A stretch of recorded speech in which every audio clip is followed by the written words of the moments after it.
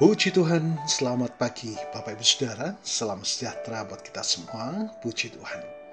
Senang sekali kita dapat berjumpa kembali di pagi hari ini. Setelah sepanjang malam kita boleh menikmati pemeliharaan Tuhan, penyertaan Tuhan dalam peristirahatan kita. Dan kembali pagi ini kita dibangunkan dengan tubuh yang sehat walafiat. Amin. Terpujilah nama Tuhan. Walaupun mungkin ada di antara kita yang sedang menjalani perawatan kesehatan baik di rumah ataupun hospital, tetapi yakinlah kasih dan kuasa-Nya yang tidak pernah berubah sedang memulihkan, menyembuhkan saudara. Amin. Dalam nama Tuhan Yesus. Puji Tuhan. Baik Bapak Ibu Saudara, mari kembali pagi hari ini kita mau datang kepada Tuhan, sumber kehidupan. Dia kekuatan bagi jiwa kita, bahkan memampukan kita dalam menjalani sisa kehidupan ini untuk senantiasa hidup dalam perkenanan kepada Tuhan melalui firman-Nya. Puji Tuhan. Mari Bapak Ibu Saudara, satu tema renungan kita pagi ini adalah masuk dalam rencana Allah dalam kesempurnaan gereja. Bapak Ibu Saudara, pernahkah kita berhenti sejenak dan merenungkan apa sesungguhnya tujuan Allah menciptakan kita? Apa rencananya bagi hidup kita? Dan lebih luas lagi, apa rencananya bagi gereja? Seringkali kita cenderung melihat diri kita atau gereja sebagai entitas yang terpisah, berjuang dengan tantangan dan keterbatasan. Namun, firman Tuhan hari ini mengajak kita untuk mengangkat pandangan, melihat melampaui keterbatasan kita, dan memahami bahwa kita sebagai gereja adalah bagian integral dari rencana Allah yang agung dan sempurna. Yang pertama, Bapak Ibu Saudara, gereja, saudara dan saya adalah bagian dari rencana kekal Allah. Efesus 1 ayat 9 dan 10. Rasul Paulus dalam kitab Efesus menyatakan sebuah kebenaran yang menakjubkan. Allah memiliki sebuah rencana. Rencana itu bukan sesuatu yang mendadak atau improvisasi, melainkan rahasia kehendak-Nya yang telah ditetapkannya di dalam Kristus sebagai rencana untuk kegenapan waktu. Dan puncak dari rencana itu mempersatukan segala sesuatu di dalam Kristus, baik yang di surga maupun yang di bumi. Di sinilah kita menemukan posisi gereja, saudara dan saya. Gereja bukanlah sebuah organisasi semata, melainkan sebuah ciptaan ilahi yang lahir dari rencana kekal Allah. Kita dipanggil untuk menjadi agen-agen persatuan di dalam Kristus, mulai dari persatuan di antara kita sendiri sebagai umat-Nya, hingga pada akhirnya segala sesuatu akan dipersatukan di bawah kepala Kristus.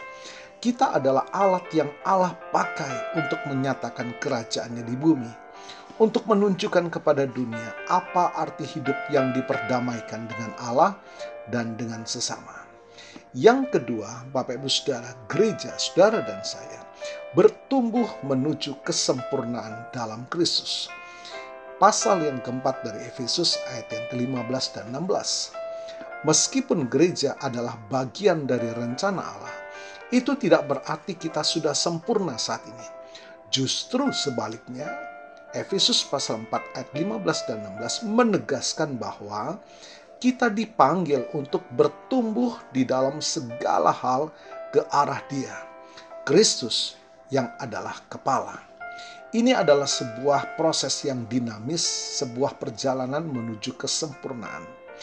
Bagaimana proses pertumbuhan ini terjadi? Ayat ini menjelaskan daripadanya lah seluruh tubuh yang rapi tersusun dan diikat menjadi satu oleh pelayanan semua bagiannya sesuai dengan kadar pekerjaan tiap-tiap anggota, menerima pertumbuhannya dan membangun dirinya dalam kasih. Bapak Ibu Saudara, poin penting di sini adalah pelayanan semua bagiannya dan kadar pekerjaan tiap-tiap anggota. Gereja tidak akan pernah mencapai kesempurnaan jika hanya bergantung pada satu atau dua orang pemimpin. Setiap jemaat, setiap individu memiliki peran dan karunia yang diberikan Allah. Ketika setiap bagian berfungsi sebagaimana mestinya, melayani dalam kasih, maka tubuh Kristus, yaitu gereja, akan bertumbuh dan membangun dirinya. Ini bukan tentang persaingan, melainkan tentang kolaborasi, tentang saling melengkapi dalam kasih untuk mencapai tujuan ilahi. Kesempurnaan gereja bukan berarti tanpa celah, melainkan mencapai tujuan penciptaannya, menjadi tubuh Kristus yang sehat, berfungsi, dan memuliakan Allah. Ini adalah kesempurnaan fungsional di mana setiap anggota menemukan tempatnya dan melayani dalam harmoni. Yang ketiga, Bapak Ibu Saudara, umat pilihan untuk memberitakan kemuliaan Allah. Gereja memberitakan kemuliaan Allah. 1 Petrus 2:9 memberikan kita identitas dan misi yang luar biasa.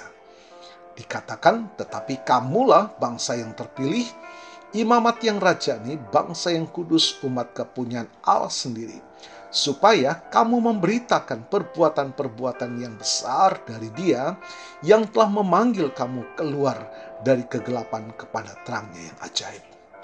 Ini adalah panggilan yang sangat tinggi.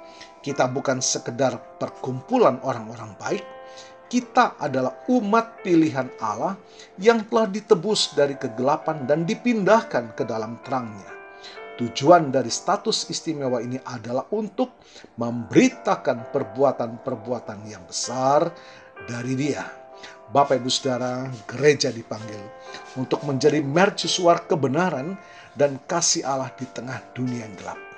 Melalui hidup kita, melalui kesatuan kita, melalui kasih kita satu sama lain, dan melalui kesaksian verbal kita, kita memberitakan kabar baik tentang Yesus kepada dunia.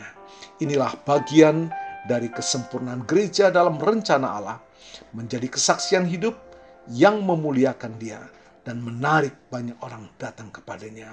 Mari Bapak Ibu Saudara, kita sadari bahwa kita sebagai gereja adalah bagian yang tak terpisahkan dari rencana Allah yang agung dan sempurna. Kita dipanggil untuk bertumbuh bersama, saling melayani dengan karunia kita masing-masing, dan menjadi terang bagi dunia. Bapak Ibu Saudara, marilah kita berkomitmen ulang untuk menempatkan diri kita sepenuhnya dalam rencana Allah. Melayani dengan segenap hati dan bersama-sama membangun gerejanya yang mulia sampai Kristus datang kembali. Puji Tuhan, Tuhan Yesus memberkati.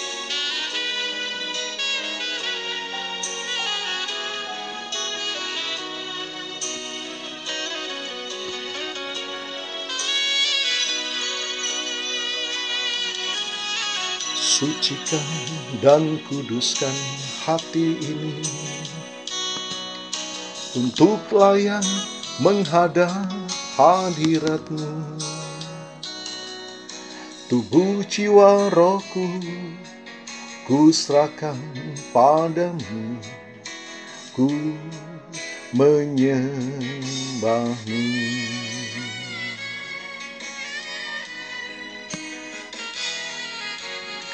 Tinggikan nama-Mu, ya Tuhan.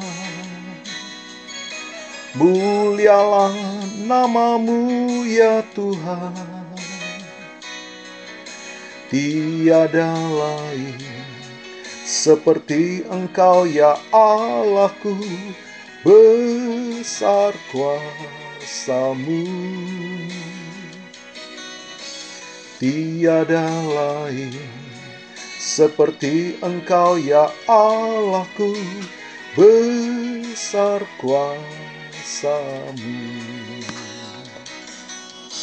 Puji Tuhan. Bapa, kami bersyukur pagi hari ini betapa kasih-Mu besar, dan kami percaya kuasa firman-Mu sudah melawan setiap kami.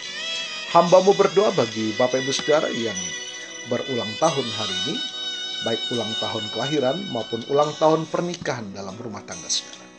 Kiranya anugerah, keberkatan, dan kasih setia Tuhan memberkati saudara, baik dalam kehidupan pribadi maupun dalam kehidupan rumah tangga saudara. Diberkatilah dalam nama Tuhan Yesus.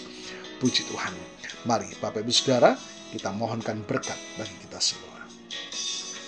Tuhan memberkatimu dan melindungimu. Tuhan menyinari engkau dengan wajah-Nya dan memberikan engkau kasih karunia.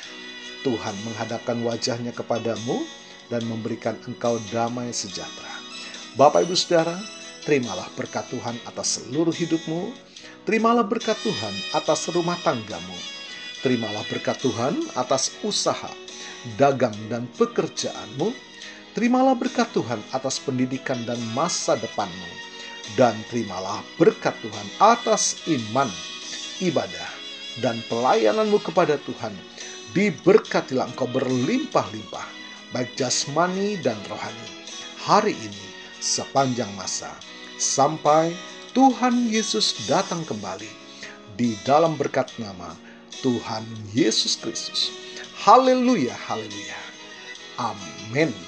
Puji Tuhan. Bapak Ibu Saudara, selamat pagi. Selamat beraktivitas. Tuhan Yesus memberkati.